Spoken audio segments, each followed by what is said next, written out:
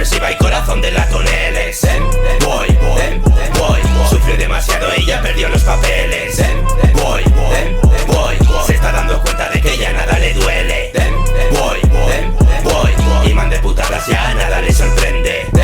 Voy, dicen que cambió, que ya no es el mismo, que tiene en la mente hecha un putísimo Cristo. Ahora no se calla, injusticia chico, y se centra en su curro de mierda, turno partido. Necesita money para salir de sus pifías, esas en las que entró al vivir con una niña. Nadie sabe con todo lo que tuvo que lidiar, ella se enfarlopaba tanto que eran todos reñías. El niño pensaba en cómo sería su futuro, ahora su mente solo pensando en salir de pufos. No hay lugar para él, todo le parece absurdo. Qué ganas tiene ya de que se lo lleven del mundo. La gente con dos caras le rodeaba y normal, sabían que era bueno tanto que se aprovechaban. Hasta le hicieron creer que todo lo hacía mal. Fue el serio para ayudarles pero para él no estaban. Karen expresiva y corazón de latoneles.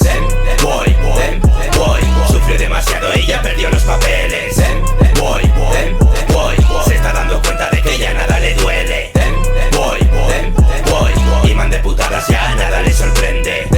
Voy, dicen que cambió pero es mejor ahora, siente que no hay nada que pueda romperle el cora. Su mirada vacía es como caja de Pandora, con un fénix encerrado que le sana cuando llora. Ya que él no siente nada, no saben lo que piensa. Tiene una botella de Johnny Walker en la mesa. Él no bebía nunca y si no hay pasta, cervezas. Le encanta sentir cómo le da vueltas la cabeza, pensar en que dio todo por alguien y sin embargo el momento en que se alejó era un vendido y un falso. O eso dicen pero claro, él estaba harto. Se reían de él y ahora que no está es el malo. De interesado se ve que está infestada la Siri. Camina por la calle pero en su cabeza hay meeting. No quiere saber nada, a nadie le ofrece tregua. Tiene cosas mejores que limpiar culos con la lengua. Karen expresiva y corazón de latoneles.